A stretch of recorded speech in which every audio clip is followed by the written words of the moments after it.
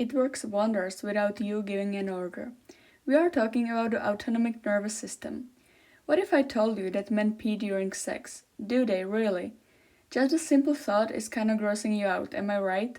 Doesn't matter if you are a male or a female, you should definitely understand this regardless. Well, as per usual, there's science behind it. And in this case, it's actually a really interesting one, and in some cases, also really important to understand. We will have to dive in depths of human body once again. We will discuss the function of sympathetic and parasympathetic nervous system and demonstrate their function while talking about interesting real-life situations. So sit comfortably and listen. We've got two kinds of autonomic nervous systems. Autonomic, meaning you cannot really control them and they work as a reaction to some factors, regardless if you want it or not. This is one of the reasons why mental stress is being transferred to your physical part. Basically, the emotions are transferred through some autonomic nuclei in the brain to the autonomic nerves and then to the whole body. Now, what is the difference in between sympathetic and parasympathetic nerve? First of all, let's see what is each of the nervous systems, sympathetic and parasympathetic, responsible for. Generally speaking, the sympathetic system causes the changes associated with danger, paying attention, etc. We used fight or flight mnemotechnic for this one. Try imagine the state that our ancestors were in while running away from a tiger or a mammoth. You need to activate the senses, therefore your pupils dilate, your heartbeat goes up to get better blood flow in the organs, your airways get dilated since you will probably need to breathe in more air while you are running. You will also produce less saliva because let's just say it's not very convenient to be digesting and resting at the time you need to be running away from the tiger. So basically, your whole gastrointestinal tract is going to be working less at that moment. Your body will also release glucose to access energy and use it properly. Also, your adrenal gland will start to release adrenaline and noradrenaline. Their release results in previously mentioned changes such as increase in blood pressure. What else? Well, the urinary bladder gets relaxed because the detrusor muscle in it is regulated by parasympathetic system. Last but not least, the decrease in blood flow in the reproductive system will occur. Now, on the other hand, let's see what parasympathetic system is responsible for. If we simplify it, it's pretty much the opposite to the sympathetic system. This one is associated with resting, and we use the mnemotechnic rest and digest. That means that when sympathetic or parasympathetic nervous system is activated, we will get pupil and airway constriction, lower heartbeat, but higher saliva production together with higher activity of gastrointestinal tract and also increased blood flow in reproductive organs. Now that we have covered the basics, let's move on to the kind of interesting example of function of these two systems. No matter if you are male or female, you probably recognize this.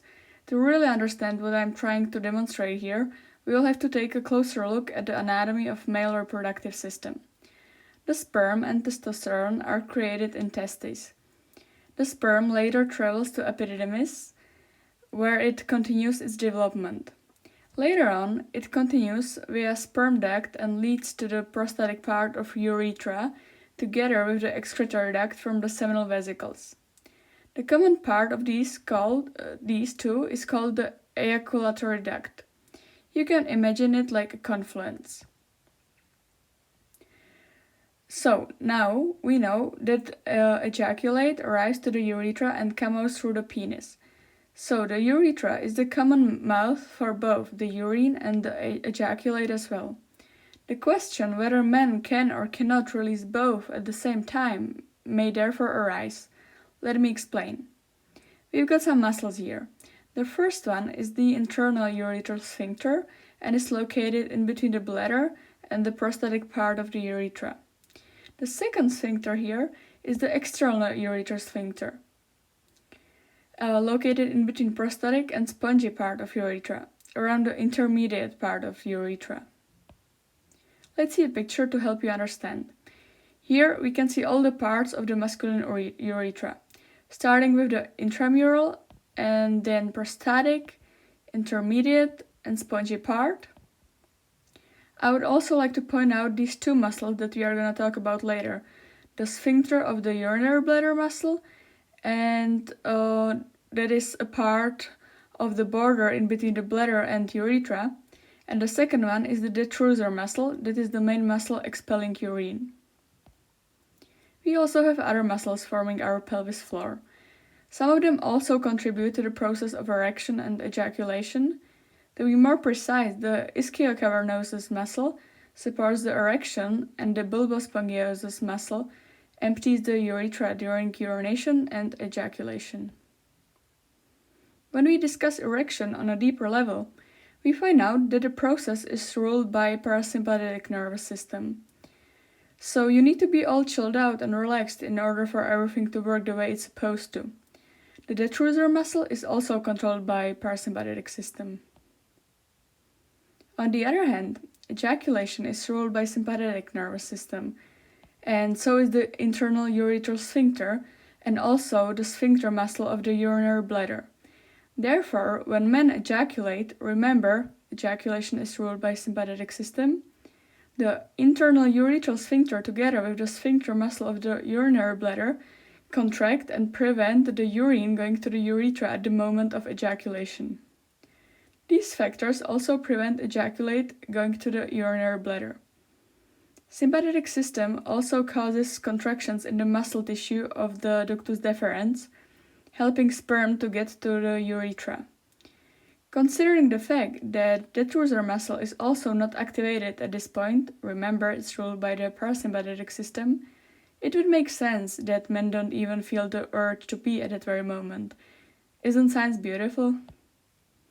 Here you have a quick summary of some of the main points we have been talking about here regarding erection and ejaculation and how these are connected to the autonomic nervous system. If you would like to support me in creating educational content, don't forget to like and subscribe, and see you next time.